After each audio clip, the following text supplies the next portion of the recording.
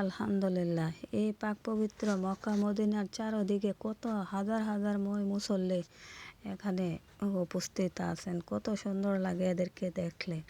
ইয়া আল্লাহ, আমার আল্লাহই বলেছেন নিশ্চয়ই কষ্টের পরে স্থির আছে। ইয়া আল্লাহ, সবাইকে কষ্টের পরে সুখ দিয়ে সবাইকে এই পাক পবিত্র মক্কা মদিনায় নিয়ে হজ করার তৌফিক দিও।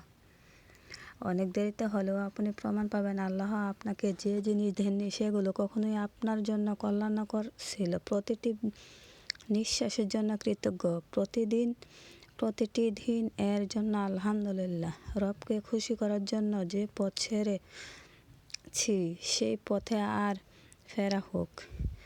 দেখবেন সৎ পথে চললে অনেক সময় মনে হবে সততার কারণে আপনি হেরে গেছেন, কিন্তু মনে রাখবেন আল্লাহ কখনো আপনাকে ঠকাবেন না এবং হারাবেন না। সত্যই থেকে যাবে, সত্য একদিন জয় হবে। একটা কথা কি জানেন, এই যে সুখ দুঃখ রাগ অভিমান কষ্ট, এই যে ইমেজগুলো কন্ট্রোল করতে পারি না। পৃথিবীতে আর কোনো কিছু না চাইলেও আপনি আমার মহান আল্লাহ রাব্বুল আলামিন আমাদেরকে সৃষ্টি করেছেন, সেরা জীব হিসেবে সৃষ্টি করেছেন। আপনারা তাকে ডাকুন, আপনারা আল্লাহকে ডাকুন, আল্লাহর উপর ভরসা রাখুন। যখন আল্লাহর উপর ভরসা রাখেন তখন পথ নিজেরাই খুলে যায়।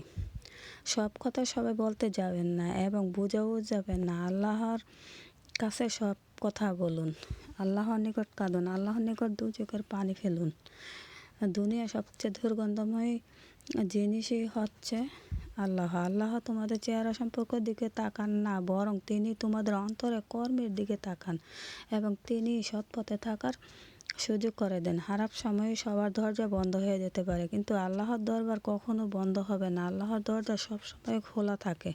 আল্লাহর দরবারে চাওয়ার মতন চান, পাওয়ার মতন পাবেন, কিন্তু আল্লাহর নিকট চাওয়ার মতন চাইলে আল্লাহ কখনো ফিরাই দেয় না। ফিতনার যুগে অল্প কিছু মানুষ হেদায়েত পায়, কিন্তু বাকি সবাই ফিতনায় আসক্ত।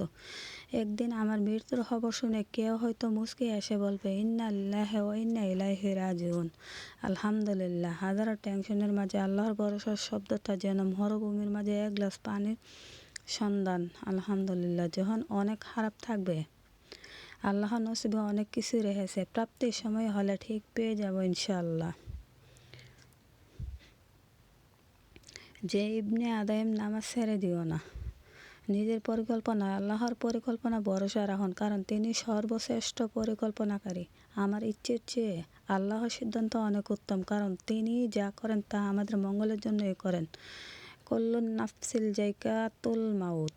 নিশ্চয়ই মৃত্যুর সাথে একদিন সবাইকে গ্রহণ করতে হবে। সেই 3.5 হাত মাটির ঘরে সবাই একা একা যেতে হবে, একা থাকতে হবে। বাঁশের চাঙ্গের উপর দিয়ে 3.5 হাত মাটির নিচে সবাইকে ঘুমের ঘরে থাকতে হবে। ইয়া আল্লাহ, সবাইকে জান্নাতবাসী করুন, আমিন। সুবহানাল্লাহ।